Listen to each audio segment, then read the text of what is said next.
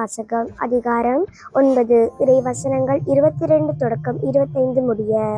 அக்காலத்தில் இயேசு தம் சீடர்களை நோக்கி, மானிட மகன் பலவாறு துன்புறப்படவும் மூப்பர்கள், தலைமை குருக்கள், மறைநூல் அறிஞர்கள் ஆகியோரால் உதறி தள்ளப்பட்டு கொலை செய்யப்படவும் 3ஆம் நாளில் உயிருடன் எழுப்பப்படவும் வேண்டும் என்று சொன்னார். பின்பு அவர் அனைவரையும் நோக்கி கூறியது, என்னை பின்பற்ற விரும்பும் எவரும் தன்னலம் துறந்து தம் சிலுவையை நாள்தோறும் தூக்கிக் கொண்டு என்னை பின்பற்றட்டும். ஏனெனில் தம் உயிரை காத்துக்கொள்ள விரும்பும் எவரும் அதை இழந்து விடுவார். தன் பொருட்டு தம் உயிரை இழக்க எவரும் அதை காத்து கொள்வார். ஒருவர் உலகம் முழுவதையும் தமதாக்கிக் கொண்டாலும் வாழ்வை இழப்பாரெனில் அவருக்கு கிடைக்கும் பயன் என்ன? இது ஆண்டவர் வழங்கும் அருள்வாக்கு. கிறிஸ்துவே உமக்கு புகழ்.